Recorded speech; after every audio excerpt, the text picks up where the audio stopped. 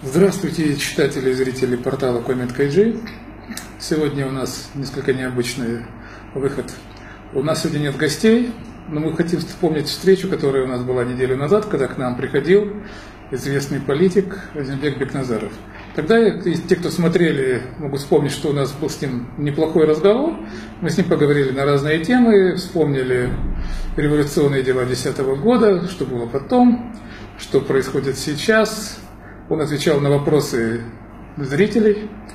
Вот. Ну и так получилось, что когда программа была закончена, и как бы мы уже почти с ним попрощались, и собрались расходиться, вдруг Азимбек Наркулович решил что-то еще поговорить, а абсолютно случайно наша камера оказалась не выключена и продолжалась запись. И кажется, что та запись, которая прошла после основного эфира, вызывает еще больше интерес. К сожалению, я сам не все понял, потому что часть эфира шла, точнее, часть беседы была на киргизском языке, поэтому, я думаю, Раушан Юсуповна, та, который как бы Азимбек Наркулович и обращался, и который он стал что-то говорить и изливать, видимо, у него где-то там в душе все это собралось и накопилось. Но сейчас более подробно можете объяснить, а потом посмотрим, может быть, эту запись. Да. Добрый день, уважаемые зрители. На самом деле, когда два журналиста ведут друг друга, это очень интересно. Мы попали в эту ситуацию совершенно нечаянно, совершенно случайно. И на самом деле очень перед таким трудным выбором стояли.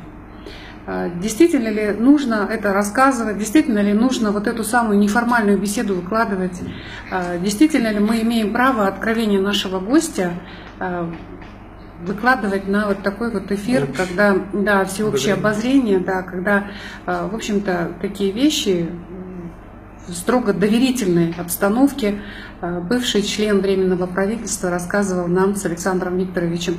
Но есть такое понятие, как закон, да, Александр Викторович, да, который никто не отменял и который абсолютно применяется ко всем. Вот это самая неформальная часть беседы, которую мы очень скоро вам предложим по окончании нашего диалога. В ней есть раскрытие нескольких моментов. Да. Кстати, я хотел бы добавить еще один момент. Может быть, мы бы как бы и не стали раскрывать всю нашу запись, но получилось так, что достоянием общественности, да, стала аудиозапись, в которой Азимбек Наркулович беседует с человеком, чей голос был похож на голос Ташиева. Да. И когда эту запись растиражировали все средства массовой информации, появились разговоры о том, что запись поддельная, что она... Какие-то нарезки кто-то там собрал, склеил, что такого вообще никто никогда не говорил, а получилось так, что Азимбек Наркулович у нас практически повторил все это. Вот мы стали перед такой огромной дилеммой. Как себя повести в этой ситуации? Да, озвучить, показать всем или нет.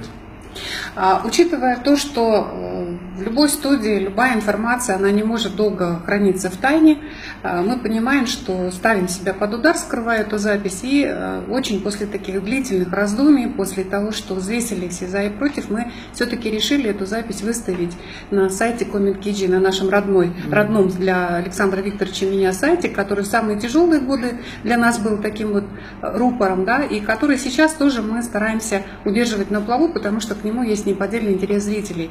И мы решили это делать не там методом слива, как это вот принято сейчас, да, чтобы сказать, а мы там ни при чем. Нет, мы откровенно, совершенно открыто выставим эту запись. Я хотела бы пояснить несколько моментов. Почему? Кроме того, что существует ответственность за укрывательство какого-то преступления, почему я хотела бы все-таки, чтобы эта запись увидела свет? Потому что Азимбек Наркулович Бекназаров – это человек не последний в этой стране, это человек, который сделал несколько революций, который возглавлял в разное время очень серьезные государственные органы и который всегда говорил о законе в этой стране. Соответственно, он сам тоже должен быть законопослушным гражданином. Будучи генеральным прокурором даже. Да, он был генеральным прокурором, он расследовал, инициировал огромное количество уголовных дел. И, естественно, требуя от других законопослушания, он сам тоже должен жить по букве закона. Это первое. Второе. Он, являясь членом Временного правительства, стал свидетелем очень серьезных различных событий, которые касаются жизни страны, и об этом он говорил во время прямого эфира. Но он также стал и свидетелем очень серьезных нарушений, которые совершали должностные лица, такие как тот же Нурбек Текебаев, как генеральный прокурор Солянова, как бывший генеральный прокурор Байболов, да, как бывший премьер-министр Бабанов, включая президента Атамбаева. И все это он говорит в этой неформальной записи. Запись оказалась достоянием нашей студии только благодаря профессионализму оператора, который, как обычный телевизионный оператор, увидев продолжение беседы, решил подснять ее, чтобы потом мы это могли использовать во время монтажа для того, чтобы показать какие-то красивые моменты.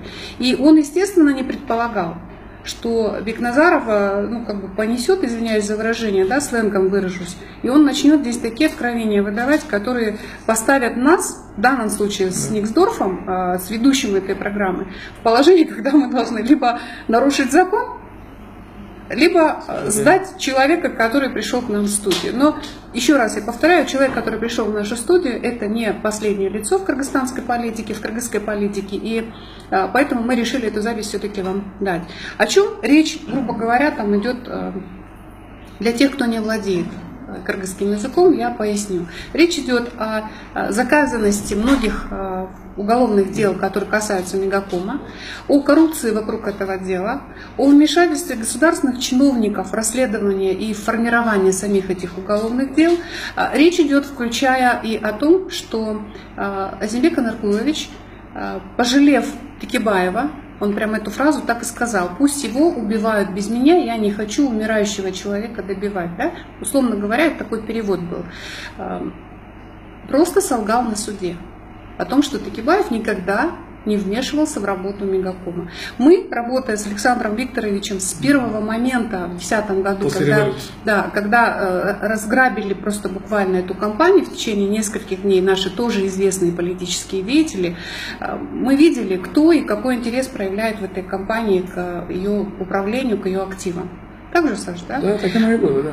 И сегодня мы не кричим о том, что благодаря нам эта компания осталась на плаву, что ее не разграбили, да, что мы не дали, мы там со спецназом вместе охраняли эту компанию. Скажешь, что мы чуть ли не за руку Силича вернули. Да, мы Силича уговорили вернуться в компанию, чтобы обеспечить бесперебойную связь в этой стране.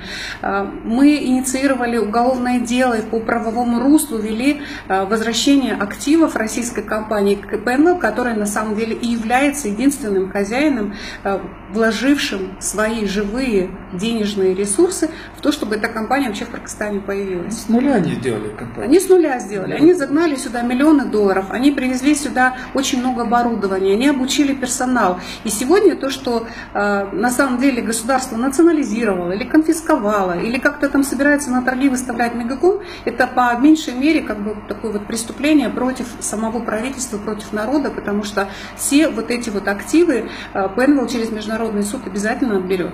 100%, и это понятно, и об этом Бекназаров тоже в своей беседе говорит.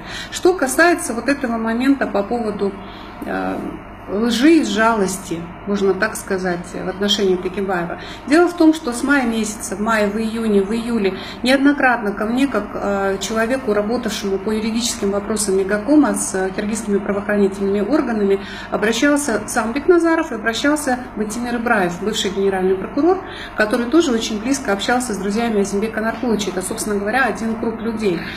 И спрашивали, вот есть какой-то там, говорит, такой гениальный Модин, которого Текебаев просит вот в компанию туда внедрить. Несколько раз Чутонов подходил к Бекназарову о том, чтобы эту компанию, срочно вот эту компанию Модина, несколько человек мы допустили к управлению компанией. Мне предлагали там место вместе с командой Модина. Вот. Естественно, я отказывалась работать с модинскими ребятами, потому что я их не знаю. Я не знаю, чьи интересы он представляет. Я знаю, что есть легитимный ставленник Елисей Васильевич, и как бы он мне нравился или не нравился, нам придется в рамках закона работать с этим генеральным директором для того, чтобы в правовом русле решить вопрос о праве собственника компании Мегаком. Поэтому я неоднократно отказала. Я неоднократно сталкивалась с тем, что люди Текебаева пытались прорваться во временные управляющие. Использовали для этих целей Шаралы Абдулдаева, который был министром государственного имущества. Он несколько раз меня приглашал. Он лично просил у меня денег на финансирование партии Атамекен, если я пойду по списку этой партии. Они гарантировали мне первую четверку, да, то есть я должна была 4-й по списку, первой женщиной, 4-й по списку партийному в парламенте. Но эти переговоры мы прервали, потому что Текебаев не захотел в то время вообще, чтобы я была в их команде, и, видимо, правильно сделал, потому что из практики я вижу просто, насколько это беспринципный, лживый и человек, который может вот так вот, видя, сколько вмешательства человек совершал внутри вот этой вот всей кампании по восстановлению прав российского собственника, сколько он потом вмешивался, видя, что ему таскали деньги из кассы Мегакома, да, сделали под него сделки, видя, в какое положение он ставил людей, заставляя их работать на свой интерес. Я сейчас удивляюсь цинизму тому, что происходит на судебном процессе. Да? По-моему, сегодня уже выносит приговор. Кстати, Азимбек Анаркулович, мы хотели вот с Александром Викторовичем вдвоем обратиться к вам. Вы прекрасно, как хороший юрист и следователь бывший, понимаете, что если вы до ухода судьи в совещательную комнату все-таки признаетесь в том, что вы обманули суд в показаниях по делу Текебаева, вам ничего не будет. Вы это тоже прекрасно знаете. Вот. С другой стороны, я думаю, что то, что мы сегодня покажем, оно уже не будет иметь сейчас никакого значения. Да, приговор. Так что это как бы наше отдельное абсолютно выступление. Да. Мы не собираемся влезать в вопросы правоотношений Текебаева и суда или в вопросы юрисдикции его адвокатов, его защитников. Это дело к нам не имеет никакого отношения к нашему сайту Comment.kg. Мы говорим лишь о том факте, когда Азимбек Анаркулович здесь позволил себе откровение, поставив нас, нашу редакцию, в положение, когда мы должны выбирать. Либо мы нарушим закон вместе с ним, учитывая, какая, извиняюсь за выражение, конфликтная ситуация сложилась между Бекназаровым и Государственным комитетом национальной безопасности, мы не можем просто сегодня подвергать риску свою студию, себя лично, да, и подвергать еще себя, как, скажем так, укрывателей человека, совершившего, давшего ложные показания. Тем не менее, Александр Викторович, для Текебаева показания Бекназарова важны. Ну, судя по тому, что он заявлял, когда услышал про вот эту аудиозапись, что это все ложь, что это неправда. Что это подделка, да. Это важно, потому что я неоднократно раньше на своей страничке, в публичных выступлениях, на пресс-конференциях, я апеллировала к Бекназарову, я приводила эти факты, когда говорила. Неоднократно к Бекназарову обращался Текебаев и просил внедрить его команду в Мегаком. И представляете, человек, который вот это все делал, Азимбек Анаркулович, приходит на суд и говорит: нет, Текебаев никогда не просил. Текебаев никогда не вмешивался в работу Мегакома. И я остаюсь в роли человека, который сочинил всю эту историю. Да? 5 лет меня таскали по следственным органам, по судам, в автозаках, пострашнее, чем сейчас таскают Текебаева, да, с Чутоновым. Как надо мной издевались в органах, что со мной вытворяли. Забыв о том, что я женщина, о том, что я мать, меня держали в карцере. Я 2 года просидела в одиночной камере в женской колонии. У меня не было ни холодильника, ни телевизора, у меня не было стола элементарного. Да? Я там на корточках ела, если честно. Вот. Забыв обо всем этом, я сегодня говорю только о законопослушании и о божеском провидении. Александр Викторович, да? Я не просила обращаться ко мне, доказывать мне, кто меня заказал. Я сама прекрасно знаю, кто и когда и для чего меня заказал. И я вижу, как себя повел в этой ситуации тот или иной человек, сопричастный вот к этим делам Мегакома. И то я решила промолчать. Ну да, есть запись. Да, когда оператор в конце передачи нам сказал, что он записал, вот так получилось, что он все это записал, он не думал, что такие вещи прозвучат в эфире, да, мы были в шоке. Вот, я думаю, что Азимбек Анаркулович показался абсолютно совестливым человеком, который не может держать внутри то, что он где-то там солгал. Правонарушение какое-то, да, и поэтому вот он чувствует, что он где-то нарушил закон, да? Вот, и совесть у него потребовала кому-то высказать и выложить это, и он это почему-то выложил нам. Ну, так получилось. Прекрасно понимая, что он находится на территории телевизионной студии, начиненной техникой. Да, и видимо, тяжело держать внутри такие вещи, тяжело.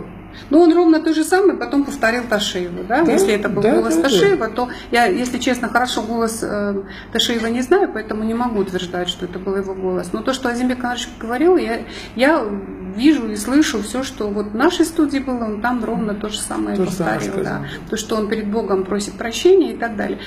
Почему этот человек, придя в эту студию, через много лет после того, как мы с ним расстались, мы работали с ним по делу Мегакома вместе, да, он пришел и начал здесь откровенничать, потому что, видимо, чувствует свою вину в том, что он когда-то не смог мне помочь. Да. Он понимает, что со мной поступили его коллеги, которых он сегодня защищает, по временному правительству поступили просто по-свински. Им нужно было мое место, как это доказывает Бекназаров. Им не нужно было ничего другого. Им нужно было место и Байболову, и Бабанову, и, возможно, Атамбаеву, хотя я очень далека, что Алмаз Шаршенович какое-то имеет отношение к этому всему. Дело в том, что возле Атамбаева были определенные люди, такие как Данияр Ильич Нарымбаев, который очень близкие отношения всегда имел с Омирбеком Текебаевым, еще со времен Акаева, еще с 1994 года, когда они вместе проводили первый референдум президентский.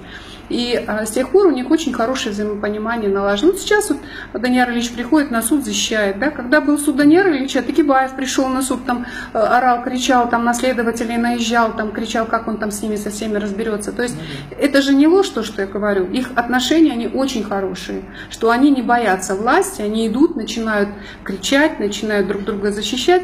И человек, который работал под боком у Атамбаева, возглавлял всю судебную систему фактически, отвечал за судебную реформу.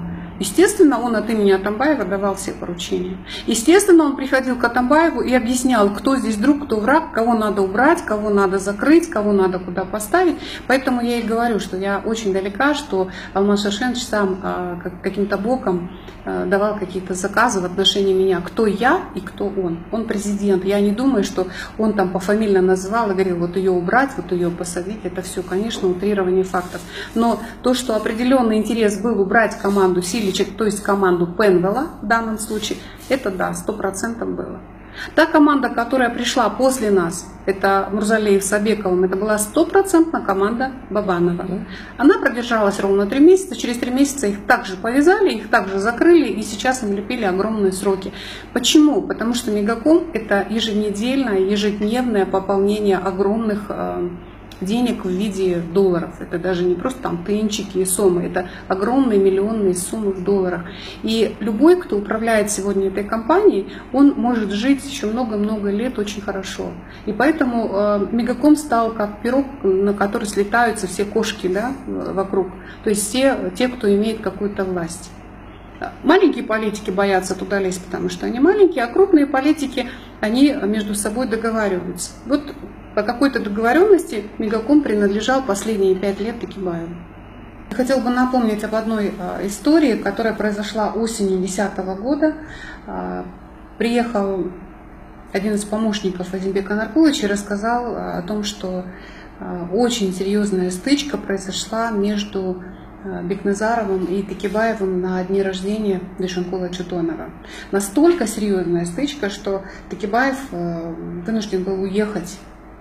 А суть конфликта была именно в Мегакоме. Именно в том, что из-за Мегакома, из-за управления этой компанией они схлестнулись на вот этом абсолютно частном мероприятии, на дне рождения, на вечеринке Бишена Чутонова.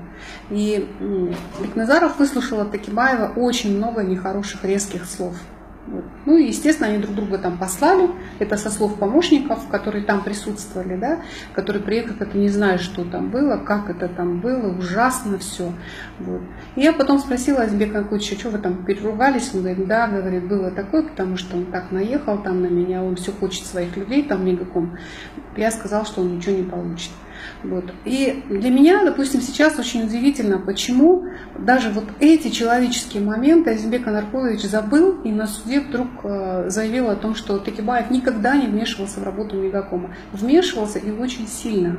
И от показаний Бекназарова бы очень много изменилось, если, допустим, не в плане там процессуальном каком-то, да, то хотя бы в отношении людей к той ситуации, которая вокруг Текебаева развивается. Его сегодня изображают таким вот великомучеником, человеком, который очень такой важный оппозиционер, против которого вся власть работает. Ситуация, которую сегодня пытаются разыграть сторонники Омирбека Текебаева, называя его дело суперзаказным и кивая в сторону Атамбаева, мне кажется, она немножко преувеличена, потому что наши суды, они всегда выполняют заказы очень хорошо.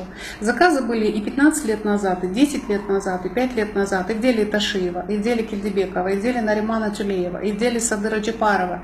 И не первый раз это уже по Садыру Джапарову происходит.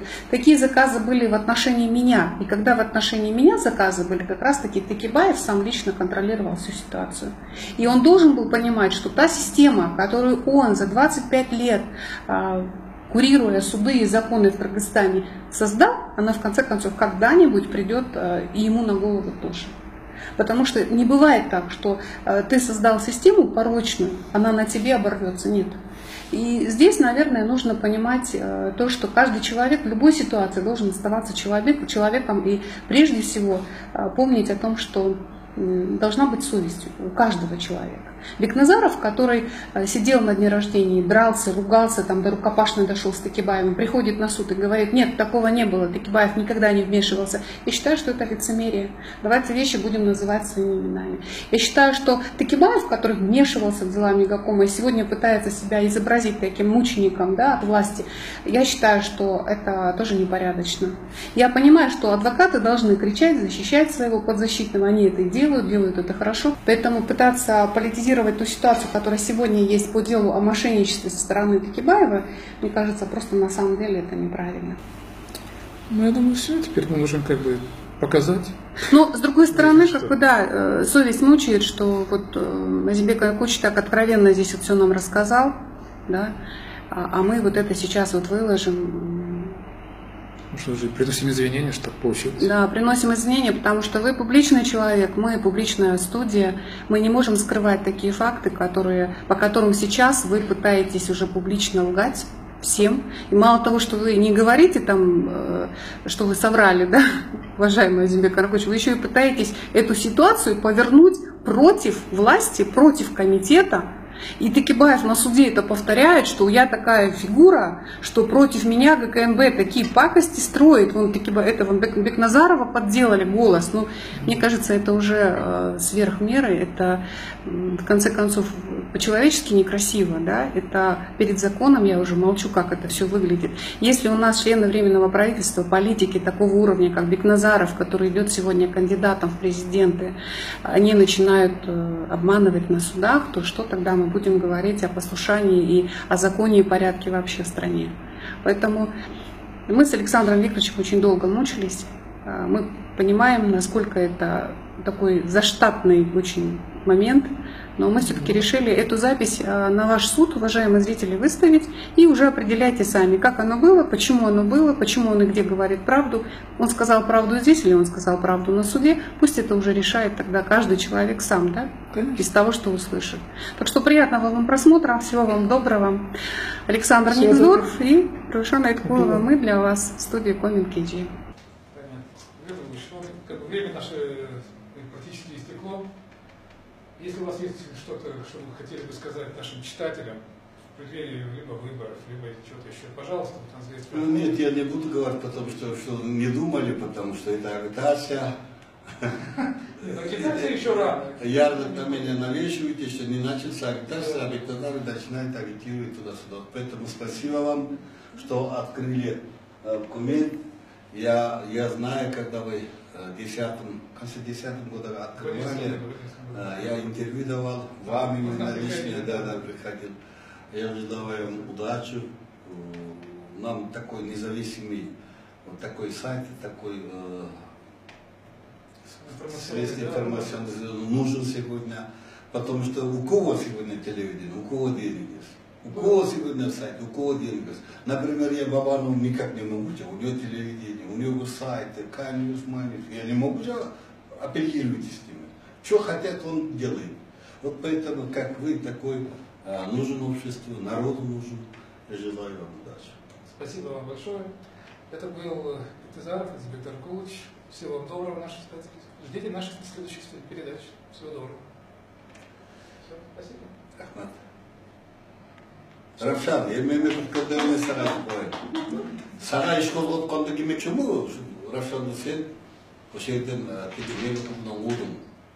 Эмчил школу отқанды сен, мала қанша елдан бері мен етпей жүрген. Ал маған да мен жүргенде жақында Бекназар туғла көрініп татамында жатсам деп. Өткенде араны айтты, кешіріп қойған екен. Маған бабам менен Атамбаев ошондай тапшырма берген. Сени мені Москваға айтып, мен кетірткем dedi. Мен ошолордун алиясын аткаргам dedi. Вот это мен сага айтып коем. Мен бай болуп айтыптыр деп сен да айтыпсың ба? Многие хотят тебя сейчас использовать. Сен бирок өзүңдүн истинный мелериңди билип ал. Алар шылуун, алар ушунчалык көмгөн адамдар сени дагы пайдаланып коет. Ошондуктан етият бол. Анткени ошол Байболов менен Атамбаев 11-жылы муну Мегакомдо 51% талашкан так ошолор. Эрмантов ресурс менен билип аласыңдар, бабанып кирип аткан. Мына ошолор анан өзүнүн Мырзалиевин алып келишкен. Мырзалиев акчасына коюп сени жайлаткан, окуймун акчаны уурдап кетти деп. Мына ошол Мырзалиевдин баардыгы бүгүн түрмөдө жатат. Алар карабайт.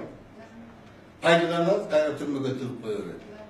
Вот мен сага багы табырын экен жатып чыктым. Мен сенин чоңдоруң ошондо чыккам, айтып айтпады билбейм, мен мейк алып келип алып метке мендер буну таштап койдуңар силерди. Коргогула, жардам бергиле. Силер алып келгенсиңер, силер жардам бергиле. Кокодон алгам, кийин алар мага жолобой качып кетти ошол бойдон. Сага жардам беришкен жок. Они видите, после Атамбаева же, после Бабанова туда же залезли Данияр Ильич с Текебаевым. Анткени булар билесиң да.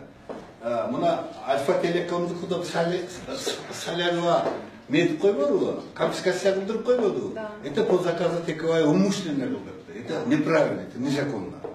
То есть сегодня Международный суд, если обращается Елисеев, он выигрывает. Потому что наш суд признал это как имущество Елисеева и конфисковали. Понимаете? А это суд неправильный приговор вынес, потому что основное дело здесь до сих пор стоите, а это Текебаев и Салянова специально сделали, что это сделать Шербор. Умышленно и специально сделали. А сегодня хвастается Салянова, где-то я на Салянова 100%. Нет, это неправильно дело. Это неправильно. Потому что они не смогли свои планы сделать. Им нету, и тебе нет, они это и сделали. Вот тогда сразу почему задали вопрос, да, почему я сказал, 51% отдали русским, 49% Я постоянно говорю, это надо отдать. Это справедливо будут, и законно будут. Надо отдать. Помните, была история, когда у Чутонова на день рождения мы с Текебаевым сриснулись. Байболов, там день рождения был, она говорит, Текебаев, вам говорите, нам будет перевезенство с педагогом, она мне же говорили, будет перевезено тоже дивизию на суда. Текебаев, видишь, качан претензия, Рожана Месячин, Бегизин, Шайфан Месяц, Нет, ты могу выиграть лишнего. Зачем вместе летушында? Я без чего же Сені қармаққа баба. Жоқ, Карабатханова бар. Она 10 жыл кто держал меня там? Бабан. Даже мен бабанға мен барып не айтқам бабан. Бұл Казахстан это не государственный, это фирма частная. Почему вы его так закрыли? Они же закрыли же, у меня же предотвратительный ключ. Чалган деген предотвратительный. Ошоны айттым. Алган күтемде силер ничего не дедим мен алганда хоть никогда не было. Они это повернули, башына келді қайра. Опять какой-то заливке. Бабаныкты Текебаев ошол Мегаком боюнча иштен алып. Білесің да? Мен ошондо эле кете бердим. Мекөнүн талашы Мегаком. Азыр Текебаев менен Нарымбаев Мегакомду тарталышып, азыр Ишти булар. Мен немеге айткам, Икрамга айткам, ишти не тогоздоп атат. Менин байланышым жок, сенин байланышың болса айтсаң, ишти мынтип колдош керек. Текебаев, Салянова, ушулардын бардыгын байлаш керек. Умышленно 7 жыл каратпай койгондо ушуга байлаш керек. Мына ошондо мыңк кете албайт. Ушу менен келип туруп, анан кийин жана умышленно теги конфискация кылдырганын, вот это коррупция. Жана Абековдун Алипер телеканалын 2 миллиондук оборудованиясын сентябрь каналы алып алды. Ошондо следственный топ бүт арестке коюп, именно Алипени коюп турду. Азыр Текебаев бар. Арест на все наложили у Абекова. И только 0 пени наложили. Сотта жығылып атқан нешеге мен мынау балдарға келдім. Құдай өзің келсін деп қалыпты айтып шықты деп сразу айттым. Итак, мен аны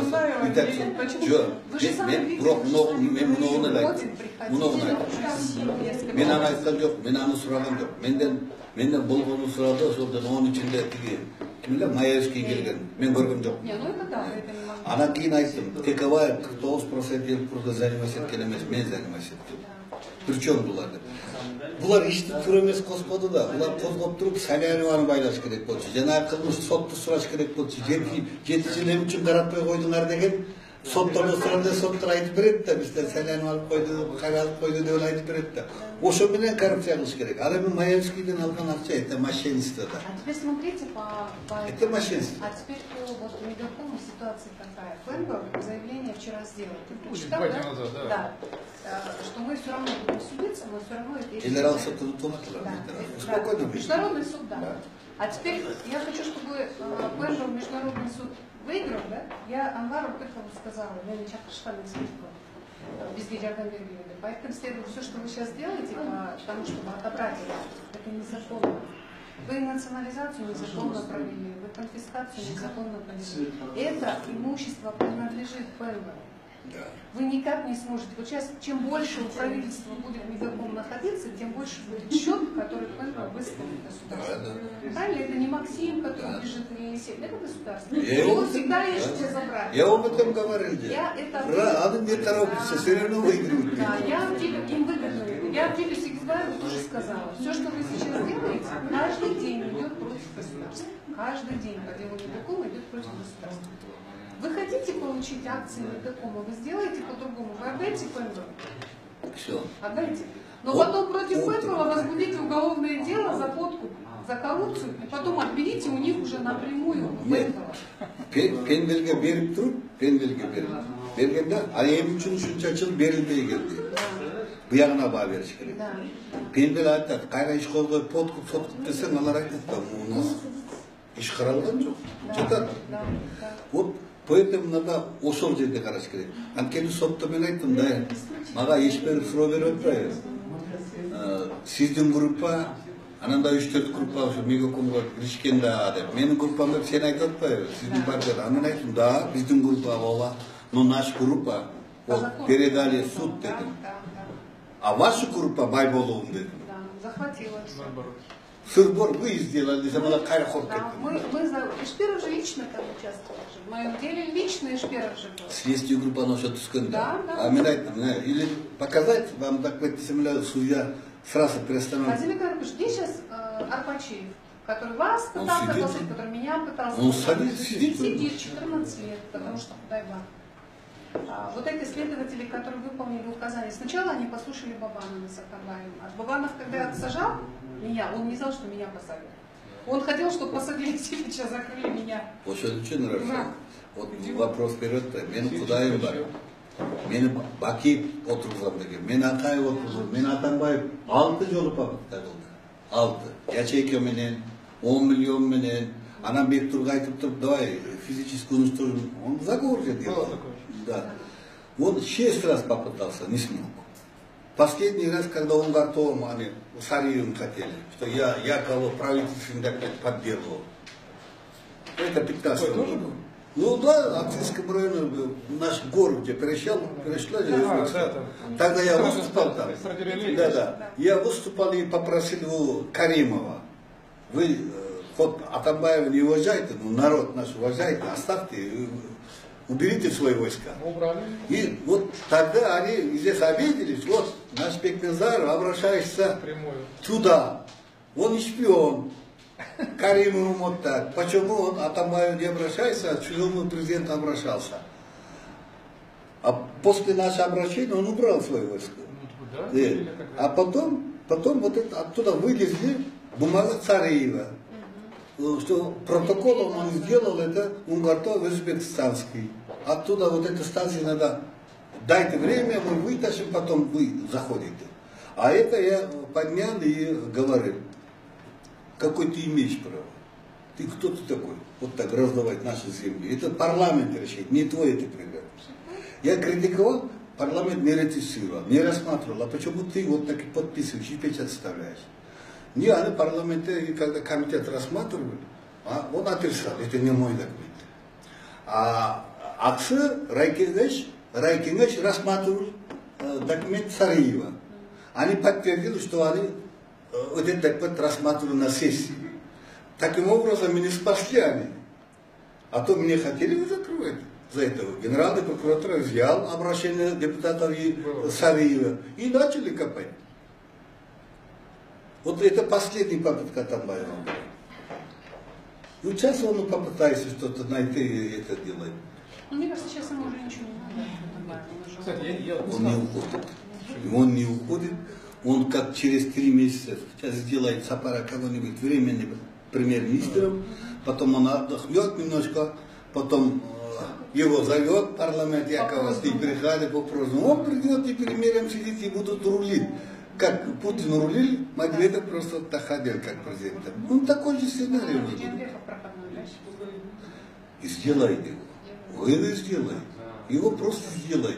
Я слышал, его хотели 61 делать, уже готовили. А ну, потом, это не, давайте 57 сделаем. Да, первым. Ну, это готовят. Это делает. А что тогда Сариев, что не рыпаются? Они ничего не пойдут, они правильно делают. Просто красиво надо выйти из игры. Вот мы объединились, после этого и уходит. Да. Хорошо, вот сейчас они с Сариевым объединяются, они что? Не объединяются, просто уйдет. Он красиво надо выйти. Вот нет, мы объединились, Сариев остался. Можно не агитировать, начнут там своих людей. Они не будут агитировать. Не будут? Я знаю их. Они не будут агитировать. Они пообещают электорат. Да. Потом это план. Это вы думаете, что они делают это? Это план Белого дома. Они делают этого. Что у Сариева было плохо. Потому что они все по-киевски. И Ельмирза Сатуров, который сидел. А потом здесь Сариев и Юг все равно не поддерживают. А и здесь они агитируют. Вот, видишь, Сариев. Это по-киевски команда его поддерживает. И начинает чуть скандалить, его не поддерживать. Там еще Захматова они хотят. Да, да. Вот поэтому Сариеву это плохо. Вот. Если он Сариев не дурак, не должен с ним объединиться. Его надо хорошо, надо округ надо концентрировать. Это минус будут. Если объединить станет Сариев минус, потом не пользу. Хотя и здесь он... А он не хочет получить президента послушного? Кто? Кого? У меня такое ощущение, что он Сариева готовит, видит, что Джембеков проходной и готовит Сариева. Сариев Джембеку спокойно пройдет. Вы Джембекова не знаете. Я как человека знаю Бабанова, Сариева. От всех, как человек, это Джембеков. Лучше, да? Конечно, он нормальный человек. Он не вор, не прихватывает. Ну, он аграрный. Просто человек вот такой. Он ничем не знает. Вот, как человек, он более чистый. Вы не думаете, что компания хочет Сариева протащить? А Сариев просто хвастался, якобы его там Путин, чуть ли Путин поддерживает. Ну, он не проходной. И с юга он ни копейки не получит. Он ничего не получит с юга. И здесь тоже, если он объединится с этим, Бакиевским, и здесь тоже он от цели 5% получит. Больше ничего не получит. Ничего не получит. Потом здесь многие погибли. Как начинает Ельмирза, Мадумар его поддерживает, и здесь сразу начинает. И немножко власть делает, вот видите. Сариев, и в 9 году ушел Джанушу, и сейчас он ушел, и все, и здесь. Вот поэтому Сариев как-то хоть сколько денег пусть не тратит, сколько пусть общируется, вот это, он не проходит. Тогда Сариев больше я получу голос. Он не получит это. Вот Бабан это серьезный, он все попутает. Он деньгам развалит. У него получится и в 2010 году, и... Вы сказали, Бабанов уже выкупил все полосы, первые 3 полосы в Суперинфо, самая большая тираж газеты, на весь сентябрь. Вот, сентябрь по октябрь. Чтобы никого не пропускать туда. Причем там какие-то бешеные цены идут по 200. Он сейчас, когда подпись мы собрали, сейчас, он как делал? 1000 отдает, еще 1000 получишь, если когда во время выбора еще. То есть он свой избирателя уже набрал уже. Ну да, нормально. Деньги уже вливают огромные, просто Да. огромные.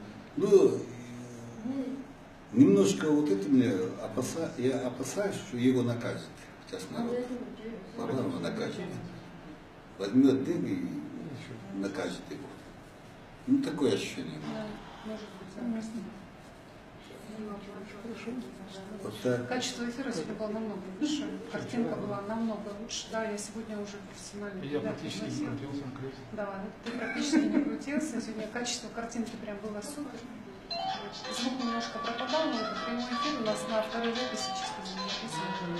Мы сейчас монтируем. Я рад, вас видеть. что ты самое главное вышла. Тебе использовали многие. Меня видно было, когда тебя использовали все. Туда, налево, направо, ты всех нашли там. И в дальнейшем осторожно быть. Ты используй деятельность. Если знаешь, это хорошо. Те же люди сидят, те же люди, те же Бабанов, те же Кикабаев, те же Хорошо Атамбаев. смеется тот, кто смеется последний. Да.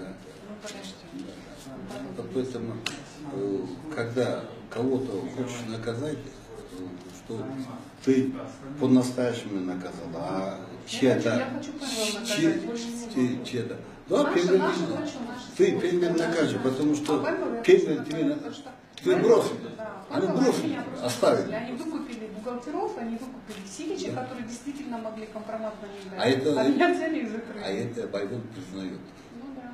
Когда приходили, они говорили, давай, Убрать, ну, да, меня, уберите. да, И вот говорит, я так говорю, заставляли. Да, говорит. да, это он заставил. Да, он это признает. А я говорю, за это даже кот немножко жалею, что это он да, говорит. Я сам сегодня сижу, 3 уголовные дела, говорит, никуда не могу шевелиться, говорит. 3 уголовные дела, говорит. Он же приходил ко мне. Приходил, И жена 5 раз приходили. 5 раз приходили, говорит, мы не знали, что ты такая. Мы не знали, что... Они не знали, что я могу митинги поднимать, они не знали, что я упрямая, они не знали, что я ничего не боюсь. Они потом это, когда увидели, говорят, мы же тебя не знали, мы же никогда с ними не встречались. Потому что от тебя боишься, ты показания даешь. Они, потом они же выкупили. Так я вышла замуж за Икрама, который его адвокат. Я говорю, ну и что, кого ты теперь защищать будешь? Абекова, который меня посадил с Мавзолеем, или этого Байболова, который меня закрыл? Не пойму, говорит, чей будешь теперь адвокат больше? Нет, сначала он сопротивлялся Байману. Потом, говорит, когда Атамбаев вышел, сам говорит, сперва Бабанов вышел, говорит, вот так, вот так. Потом я сопротивлялся, говорит. А когда Атамбаев вышел, говорит, я не смог, говорит. А что, Атамбаев ему сказал, возьми имущество на $1 миллион? Что ли? Нет. Атамбаев ему сказал, возьми собственность, возьми деньги. Атамбаев просто говорили, что давайте... Разберись, он сказал. Нет, Убери, разберись. Убери да. его, вместо Мурзалиева поставим, и вот это. Да. Это да. А он что сделал? Он себе прихапал 1 200 000 деньгами. Забрал за 1 миллион с чем-то там собственность. Ну, то Атабай же ему не говорил это. Он мне говорит, ну это же моя жена делала. Я говорю, ну а вы что, генеральный прокурор, вы не знаете, что ваша жена такой бизнес делает? Ну, наш власть, это частная компания, так не должен поступать. На него Нельзя 3 уголовных дела есть, одно из них это... Сейчас вы говорите, что Сеизбаев дальше пошел вот так. Сеизбаев меня пригласил. Дальше вот так занимается, вот так. Надо забыть Он просто. говорит, я хочу разобраться в деле Мегакома, ваше мнение какое. Я ему сказала, в деле Мегакома, если вы хотите разобраться, вы должны вернуть акции всех концов. Вот это не то, что вы должны делать. Это самое главное. А если вы не хотите Пенвелла в качестве партнера для государства иметь, то у Пенвелла есть куча всяких разных проколов, которые они совершили Вы здесь. правильный совет давали. Пожалуйста, вот решайте с этим. Они просили показания на Текибаева, чтобы я дала. Я сказала, ну я лично не видела, чтобы он деньги брал. Я не могу сказать, что он взятки брал по делу этого. Это его Абдрахманов говорил. Вот он ругался там с кем-то, вы знаете. Я говорю, я знаю, что прилетала группа, деньги ему давала, но я тоже этого не видела и не могу показания такие давать. на этого человека. То, что он временных управляющих нам втыкал все время, я за Базаркулов деньги из кассы забирал для Атамикена, это да, это я могу подтвердить. То, что машину Атамикенов купили, да, за 200 тысяч долларов, которая нафиг нам не нужна была. Вернее, 200-й крузак за 100 тысяч долларов. Да, это он же, как Базаркулов притащил свою машину, 200-й крузак, мы ее выкупили на Мегаком, и эти 100 тысяч он отнес в партию на выбор. Вообще, Тыкыбаев, с Абдулдаем они занимались. Очень занимались хорошо. Да, Да, и Базаркулова же они поставили. Да, они поставили. А потом, когда Тыкыбаев Бабару начал ругаться, Бабару Атамбаев пошел к этому Атамбаеву, все вместе, что хотите. Делай, лишь бы меня Бабана убили. Да. И он его быстро убрал. Ну, быстро убрал. Развалил. Да. А потом он ушел. А Бабан потихоньку заново залез, Атамбаев и начинает отомстить. Да, Атамбаев все равно с ним считаться. Может считаться. Ну, вот эта борьба, вот такие грязные игры еще будут продолжаться. Очень много Еще будут продолжаться. ВТНБ просили показания на вас. Вот я вам в глаза смотрю. Я всегда говорила, что вы лично никогда никаких денег не брали. Меня одним из эпизодов обвинения поставили вопрос 125 тысяч долларов, которые я из кассы Минакома взяла и в партию вынесла. Ну и об этом справка пишет Байвал. Да, я заставила, чтобы Чулоев пришел и дал показания, что это из личных ресурсов членов партии деньги, что это не из кассы Мегакома, что он свои деньги вложил, и эти деньги за меня зачислили. Я потом просила эти показания, чтобы приобщили к моему делу, чтобы доказали, что по вот этому эпизоду с Мегакома ни одной копейки мы не брали. Их не приобщили, их не дала Генеральная прокуратура. А в те время, когда вы сидели, меня тоже спрашивали по этому. Я говорю, кто какой деньги в университет парламента ее лишнее дело. А что, при чем? Но самое главное, видите, мы же с кассы Мегакома же не брали деньги на. Это же деньги совсем другие. Это им не интересовало, это твое место интересовало. Было Тебе надо было убрать вместо своего человека поставить, потому что потом большой денег, потом они увидели вот так. И Ну, все а почему мы не брали вот этот поток денег? Да? Вот я сейчас жалею, почему мы не брали эти деньги? Потому что вы не знали, а Бабану все вот такие хорошие знают. Нет, я знала, но я не давала же это делать. Я же никому не давала. Ну поэтому По делу Мегакома, я думаю, еще долго еще разбираться, да. Ну, Бэмбл хотя бы рот открыли. Сейчас 19 лет продолжается, еще будут продолжаться. Но им выгодно, им сейчас время на них работает. Они просто сейчас каждый день, который у них упущенная А выгода идет, они там говорят, счета. вот эти люди, которые вас поставили, они говорят, в России нет, да, сегодня? Нет. Они Англии, да? В Америке. Америка, да? Да, Я в слышал Америке такое. работает. Он в Америке работает. По каким-то проектам тоже этого Реймана, только в Америке работает. Его, кажется, очень сильно наказали за ситуацию, которую он из-за меня здесь создал, что он допустил ее вообще. Вот. И его убрали вообще, сейчас он там в Москве не бывает, он в основном в Америке сидит. Он ошибка действительно согласен. Не надо было, что генеральный кого-то слушать. Это наш человек сидит, это наша компания. Давайте дело быстро рассматривайте. Скажите, вообще не надо было, когда с Байболовым на сговор идти. Надо было держаться вот за вас и за ту линию, которую мы выбрали. А зачем они побежали на колени к Байболову? Сегодня Байболову продали, завтра Бабанову продали. Ну что, это помогло им, что ли? Байбол, вот когда начал там интервью давать, то скоро я Бек Назаров закрою. Я пошел, я пришел, когда ты закроешь? Он испугался. Я говорю, а ты вот эти гитары от кого взял, знаешь? Он говорит, а что, тебе доложили, что ли? Конечно, мне уже подарили гитары. Стоят золотыми струнами, но наши генералы эти пенеловские. После этого он стих когда. Я говорю, смотри, глаза открой. Ты бизнесмен, а я настоящий юрист, следователь. Вот Артуру тогда Копяну не надо было бегать к ним, не надо было на поклон бежать. Надо было держаться одной линии. Они сдали меня, потом они ушли, начали показания другие. Не надо было так делать. Надо было держаться вот этой линии до конца стоять. Как они меня сдали, я вообще 2 секунды, как они это просто сделали, я вообще не поняла, как они так сделали. Ну просто, понимаете, вот это некрасиво. Да. Я тоже говорил вот, через в интернете. Позвоним, зачем продажами своего человека. А ты недавно Байбол говорит, это я просила. Байтимир, когда работал опять у Солянова, он вернулся же 3 месяца, что ли, был зам генерального. Я попросила сестренку, говорю, ты сходи, пожалуйста, к Байтимиру. Я понимаю, что Солянова, может быть, чего-то не знает, может быть, ей что-то говорят другое. Вот ты, пожалуйста, зайди к Байтимиру, пусть он попробует это дело поднять, пересмотр отправить. Она говорит, он сказал, что не может этим делом заниматься, и отказался помочь вообще. И потому что через миссию убрали. Да, Он месяц работал.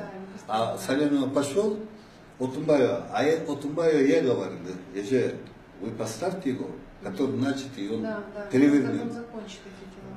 А он поставил, он сожалеет Отумбаю, что Ибраева убрали. Да. Он начал только, а Солянова, когда Атамбай президентом стал, первым делом не только Ибраева, еще мою тройку убрали, все. А Солянова до 15 люди все не дают, все уберите. Ну, Атамбай убрал и все. А Байтимир только месяц работал.